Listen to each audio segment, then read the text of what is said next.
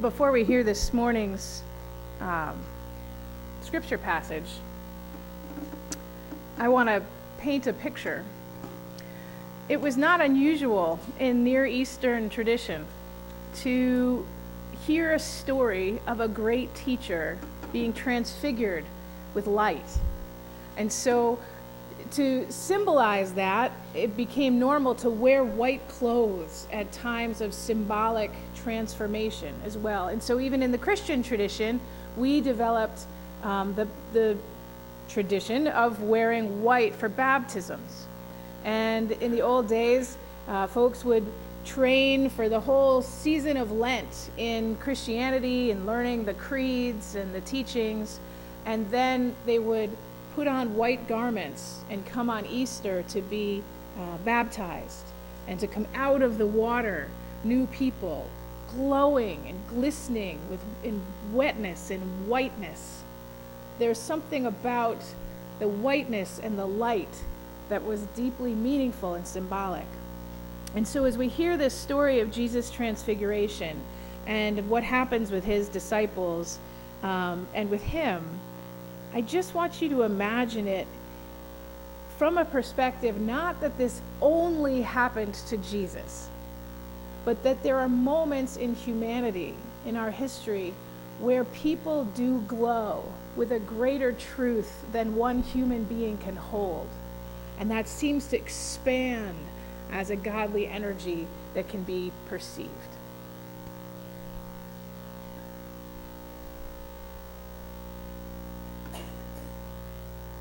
The 9th chapter of Mark's Gospel is where the story comes from, called Jesus' Transfiguration. So Jesus took his 3 buds, Peter, James, and John, and brought them to the top of a very high mountain where they were alone. He was transformed in front of them, and his clothes were amazingly bright, brighter than if they had been bleached white.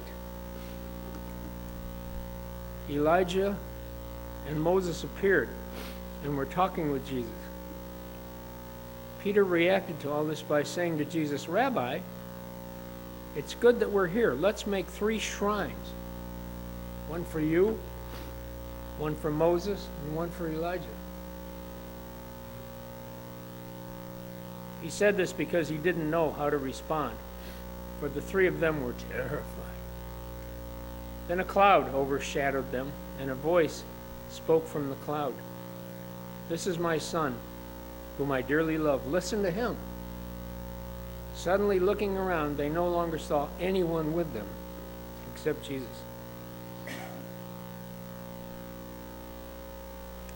Thank you, Peter. As we prepare to receive the teaching that Dennis will bring us this morning, I invite us to reflect on this teaching in a spirit of this transfiguration. That there are some lives that are not always seen with the sacredness that truly is embodied within them. And we have inherited a tradition, a history, as white Connecticut, as white people in the U.S., for the most part of us, culture that has not always recognized the amazing presence of God in every one of God's children. And so as the disciples suddenly saw Jesus, their teacher, in the fullness of his humanity and his sacredness, Dennis is going to invite us into hearing about a project in which he has begun to really look for the hidden people that have been among us in our history, and to lift up their wholeness and their humanity and their names in ways that have not been done adequately by us before. So, Dennis.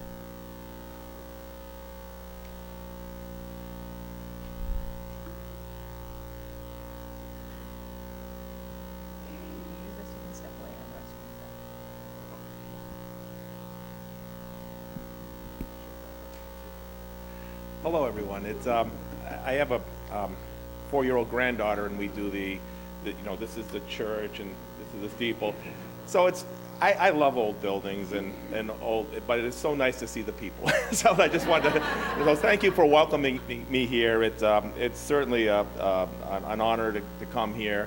I was invited by the country school this fall to bring the witness stones to Madison. We started this project about 3 years ago today, and I've been doing it full time since I retired from teaching this past spring. So it's wonderful to be able to share it with your community, both today and on April 2nd, we'll be doing an installation in front of the First Congregational Church where we're remembering the life of Latouche, who was held captive by Reverend Jonathan Todd, who was the second minister of the East Guilford, or the second Congregational Church. And I just put down my little thing.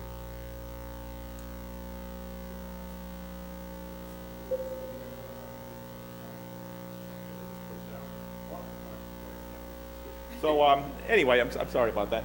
But the Witness Stones project started, as Reverend Heather said, to restore the history of the enslaved people here. And we talk about with the kids, we're restoring the history and honoring the humanity. In order to enslave someone and still go to bed at night, you have to do something. You have to dehumanize them. You have to take away their humanity.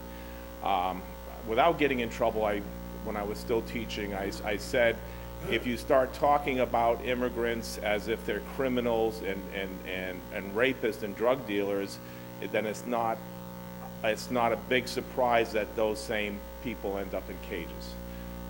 So we talked about immigrants that way. So if you start dehumanizing a group of people, it isn't impossible, thank you, to turn around and treat them in a way that's inhumane.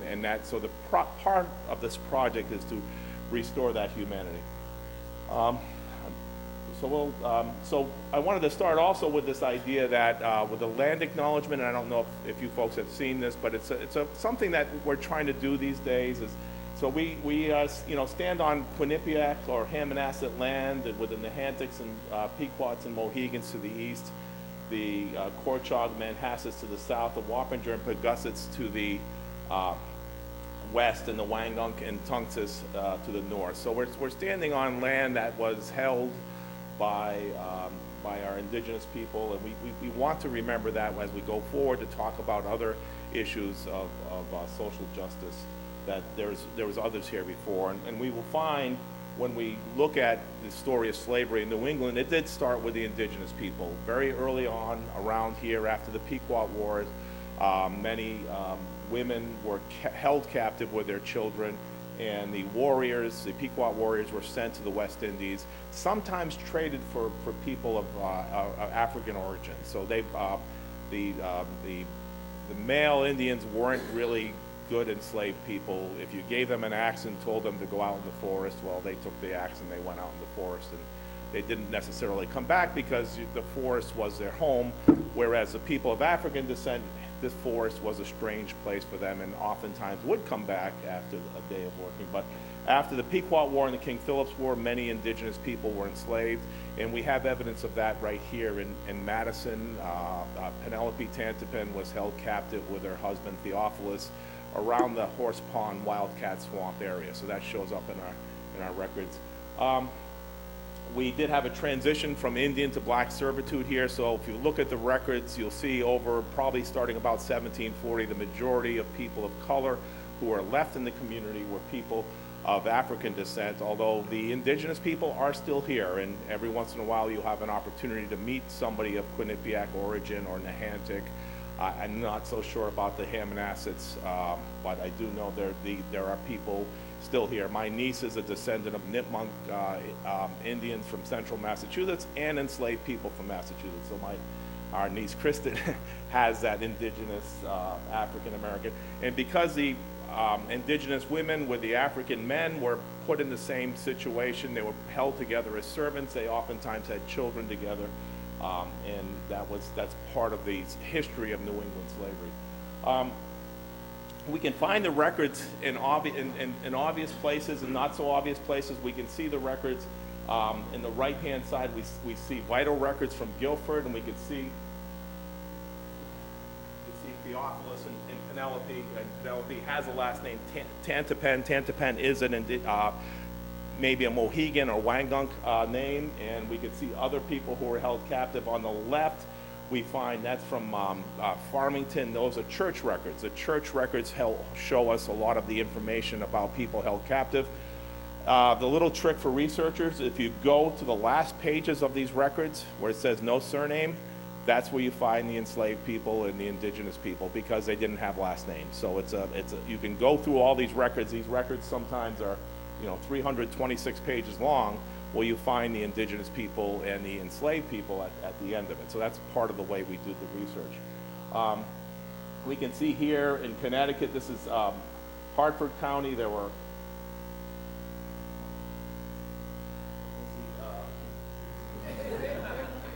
I think they're close to. Can you see on your the far right column on the bottom? The 1215 were the amount of people of color, mostly people of African descent. You can see these right-hand columns are all Negro man, under 20, Negro female, under 20, over 20, over 20. Then it goes Indian, Indian, Indian. But the Indians, by this time, accounted to less than 100, probably 120 people in that area. The next one you can see for New Haven County, Madison would be under Guilford at the time. There were 84 black people in 1774. We believe that's the high tide mark of slavery in the North. Was in 1774 census. Out of that 84, 20 people in Guilford were indigenous. So we can see the numbers here. If you look right across to here. Overall, in New Haven County, there were close to 1,000 people of color, and the vast majority of them were people of African descent. Where do we find enslaved people? Well, this fellow named Lyman Beecher, Harriet Beecher Stowe's dad, grew up in North Guilford. And she was, Harriet Beecher Stowe was interviewing her father in his autobiography. He talks about Ben Rossiter had a Darb the fiddler who used to play, but down near the bottom, he says he went on to say, old priest Fowler's Moses was quite the man of business, sent Johnny Fowler to college. This is Moses sent Johnny Fowler to Yale with his own money, paid the bills, managed a farm, rung the church bell, was a factotum, which is a jack of all trades, and he lived a slave because he was king. So Moses was considered a slave king here, just like there were slave governors in Connecticut. And so we can see that it shows you the complexity of what slavery was like here. Slavery is slavery, but it's different in every state and every place that people are held captive. In the North, there was different freedoms that were allowed, but the children still could be sold out from under them, and they didn't have the same status in the courts. And people still, 15 to 20% of enslaved people died just coming here. So when people like Lyman Beecher said slavery was lenient, well, it's lenient after 20% of the people died off, and after you sold the children out from under the mothers, and oftentimes the children of enslaved people were mulatto, even though our Puritan ancestors didn't really tell you that that's how they became mulatto. But we can see, the treatment of the enslaved, according to the white owners, was lenient, paternalistic. They were treated as part of the family, according to the slave narrative by Venture Smith, James Mars, Jeffrey Brace, and Gad Asher. Gad Asher's grandson wrote about his life here in East Guilford or Madison, wrote about Gad Asher's life. So it was whipping, beatings, hog tyings, double crossings and cheatings, abandonment of the aged, youth sold south, severe punishments for minor crimes. That's what the enslaved people talked about when they wrote about what slavery was like in the North. People like Lyman Beecher said it was all good. It was all good. Where do we find enslaved people? In the records today, we find them in old anecdotes and stories. There's a Watrous book in the Madison Library that was written during the Great Depression that has a chapter on slavery and tells us some details here. But we find places like in the property records. In the middle here, we have Achilles' emancipation. Achilles was emancipated in Connecticut after 1792. You could free your slave, if they were between 25 and 45, and they were of good health, and they wanted to be freed, and you got them some sort of a physical, literally a physical or inspection by the selectmen, you could free them without being responsible for them in their old age. So the trick was, you freed them, and the bonus that the slaveholders held is they didn't have to be responsible. But we can find records, property records, wills are very common. See if there's a possibility this works. Probably not. Anyway, but if we look at the will of John Scranton III, who may have been East Guilford, he was considered a great slaveholder because he gave his Negro man and Indian woman a choice of which of his children they wanted to go to. The problem for the children is the value of the enslaved people would be taken off their inheritance if they chose to bring that enslaved person with them. I'll say for centuries, John Scranton was considered to be enlightened because he gave them a choice. Well, today we might consider him enlightened if he would have freed them, not given them a choice of who to go with. We can find Ancestry.com, our friends at the Church of Jesus Christ of Latter-day Saints have digitized so many things that you can go on Ancestry and find these vital records. You can't find the anecdotes and the property records, the probate records, but you can find the church records and the property records. You can find the census data. Census data is so important and exciting for us because we can look at the 1790 census, look at Reverend Jonathan Todd, see that he has 6 people held captive in his household, and then that gives us the opportunity to look at Reverend Jonathan Todd's will and look at property records and look at anecdotes about Reverend Todd, so that gives us ways to find the information. So we say if slavery was critical to the development of our country, if slavery shaped the beliefs about race in our country, if slavery was the main cause of the Civil War, if the enslaved resisted their bonds and still contributed to the growth of our country, how do we remember and restore their history today? How do we tell the story of the enslaved if all these things on the left are true?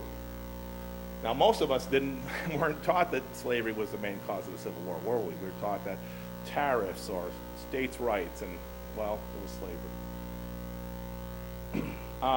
Our project is we want to restore the history of enslaved, honor their humanity and contributions, research enslavement, engage the citizenry, which is what we're doing today, and educate the students.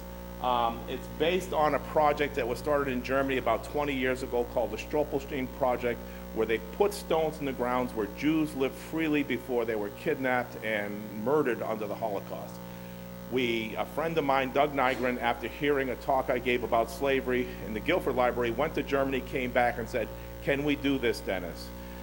And I said, kind of like if you go to your surgeon and with a sore knee, if you ask him, "What can we do?" he's going to say, "Operate." Well, if you ask a teacher, "What do we do with all this information and this idea?" And I said, "Well, you make it an educational unit." So that's what we did. We took the model that they had, but we turned it into an educational unit, and we're remembering the enslaved using a similar way of memorialization, but our educational part really has the kids dig into the primary documents, analyze those documents, and write the story.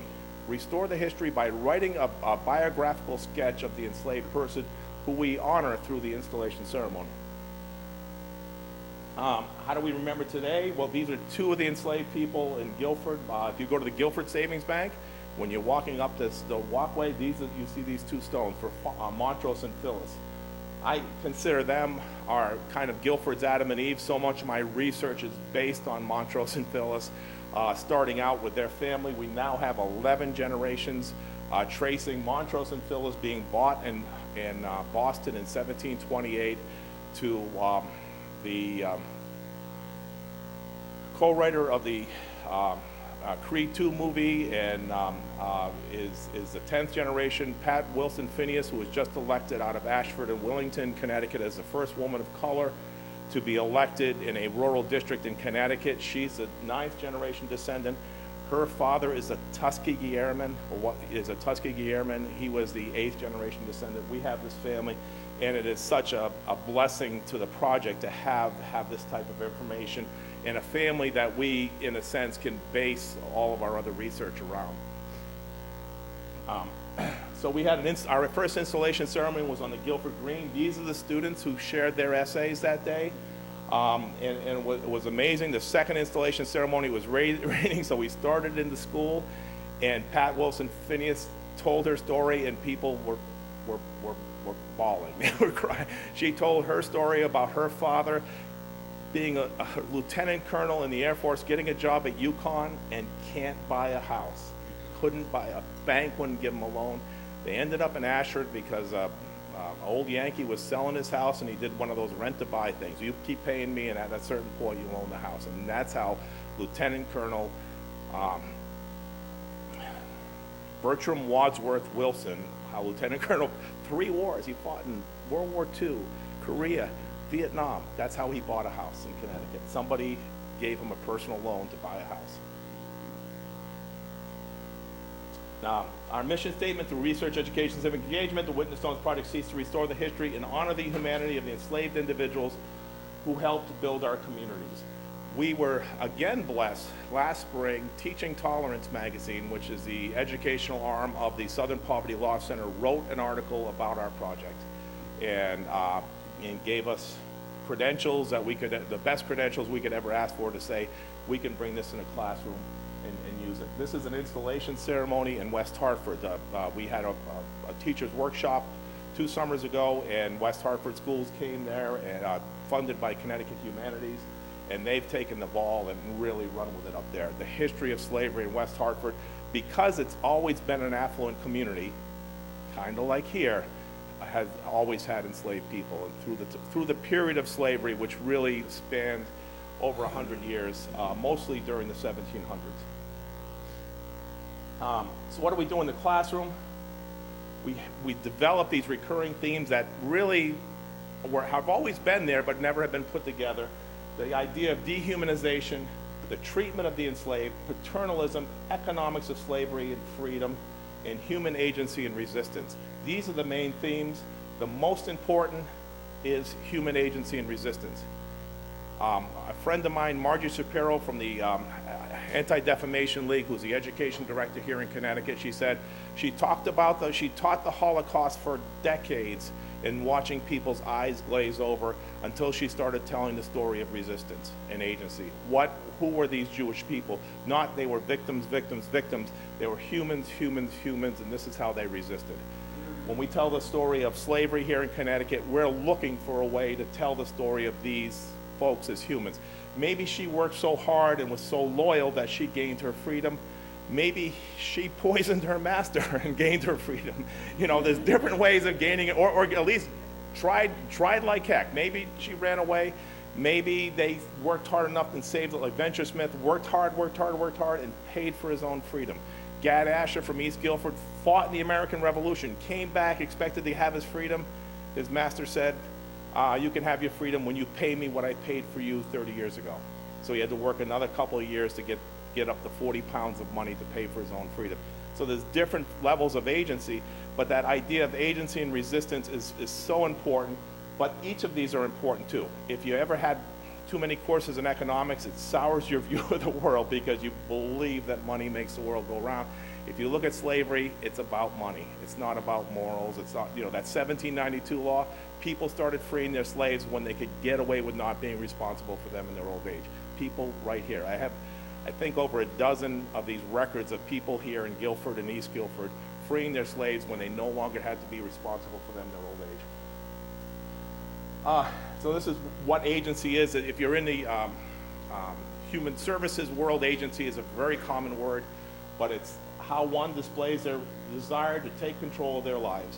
And they can do it in various ways, and it's part of our job to find that, to allow the kids to bring that to the surface. We take these documents and we transcribe them first because the kids really can't read script. And a lot of us can't read script from the 1700s. We transcribe them and then we give them those lenses to look at those documents. We say, look in this document for agency, look in this document for paternalism. Teenagers know what paternalism is. You all let your kids go to the Guilford Fair, and then they say, well, next week's Durham Fair. Well, you're not going to the Durham Fair. Why not? You're not old enough. What do you mean I'm not old enough? That's that whole idea of paternalism, and have the kids imagine never being old enough, never being an adult in society, and then they begin. Theophilus, Penelope's husband, started buying property, he needed, as an adult, to have a white person co-sign for him. You can see that even he had to fight to get, to be able to buy property, even if he had the money he had to have because he wasn't an adult in society. Where do we find information? This is a story about Cush, who was held captive by Reverend Jonathan Todd. If you look a little bit, see if I might even have it too. You look up here, it says, Cush was the oldest, uniting simplicity and cunning. Now, we're teaching the kids to read across the grain. Is Cush stupid if he's cunning? But he's simple. And so the kids, they start to process that, saying maybe he's really smart and he's pulling one over people. I say to the kids, it's like when you walk by that sink full of dishes and you don't see it. Is that because you're stupid or because you're smart? So, but the kids, so we can see that, and so we see that in our own kids. The kids understand that, but we can look here. There's a little anecdote about how he took this beautiful white leather that Reverend Todd wanted for his breeches or his boots and used them for drums, and then went ahead and complimented the Reverend afterwards to tell him how patriotic he was. So. Now this is from an anecdote, but the other records, the wills and the probate records and the census data helps see these people. We find Tamar in the will later. We think Cush has passed away by then. So this is showing agency through past and present success. Maybe Montrose and Phyllis and Montrose were supposed to be freed at the death of their mistress. So Mr. Naughty, which is a good name, Mr. Naughty owned Montrose and Phyllis and their children, and then when he died, he said, when my wife dies, I want everyone to be freed, and he even offered them money. Montrose and Phyllis waited 33 years for Mrs. Naughty to die. I don't know if they said a prayer every day. But at the end of 33 years, 3 months before Mrs. Naughty dies, Phyllis dies. But Montrose doesn't. And Montrose ends up being a property owner through his hard work. He ends up gaining property. And I believe that property and the ability of these children to be educated gave us Lieutenant Colonel Wadris Wilson and State Representative Patricia Wilson Phineas. That work, just like your grandparents or great-grandparents might have come here to this country and worked really hard to give you that. Keith, where's Keith? Oh, okay. By the way, next time, I never want to follow Keith. But Moses was the first stone we put in the ground in Guilford. Moses was the first stone. We put Moses Stone in front of the town hall in Guilford. That's where Reverend Amos Fowler lived, where the town hall in Guilford is. And we, with my Christian beliefs and upbringing, putting the first stone in the ground for Moses to be the leader of this project, to do this. We still have to put in his brother Aaron's stone. Well, Moses has a brother Aaron who lived in Guilford too, and we're working on permissions there. But putting the Moses stone was very symbolic for us for the first stone to be Moses. Last year, Pat put in Montrose's stone. So Pat Wilson Phineas put in the stone of her 6th great-grandfather. And we can again see, we did teacher workshops, and we're trademarking and copywriting things because we put so much effort into this. We want to share it with folks, but we don't want it to leave us. We don't want someone to put a piece of chalk in the ground and say, this is a witness stones, and then walk away. We want it to be meaningful. We want the stories to be told. And you can see what they're doing in West Hartford. The big issue there is the streets don't resemble what they used to. There's malls in the middle of town, there's stores, and the streets are 8 lanes wide. In Guilford, in Madison, you could still put the stones in front of meaningful places. There, they're putting them in an ancient burial ground and remembering them there. And that's because that's kind of what they have to work with. So where are we doing it now? So far, 18 stones have been installed. 1,600 students have engaged a curriculum in 3 years. We might double that number, both numbers this year. We have schools in Greenwich and Madison, Suffield, New Haven, Guilford, and West Hartford are continuing the project, so we might end up with over 3,000 students and 36 stones in the ground by the end of this June. And it's really taking off, and part of it is the supports of the community. We just recently created our own nonprofit that went live this fall, and that's allowed us to bring it outside of Guilford and to successfully do that. We're working on developing a model so we don't have to charge the schools too much, and we can bring it. Our goal isn't to make a lot of money. Our goal is to bring it to the kids. That's our goal. So I'm doing a teacher workshop tomorrow, another one on Wednesday in New Haven, working with a couple of schools. We might even be putting a stone in Killingly this year. The teachers really want to do it. They need to get some upper level approval, because if you know a little bit about Killingly, they're the town that just returned the mascot name to Redmond from not having it.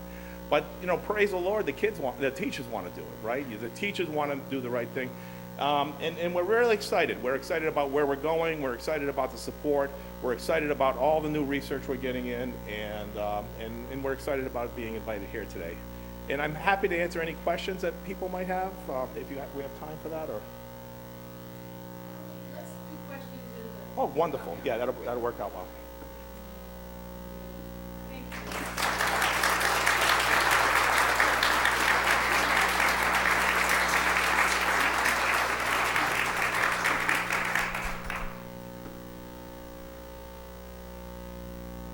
Wow.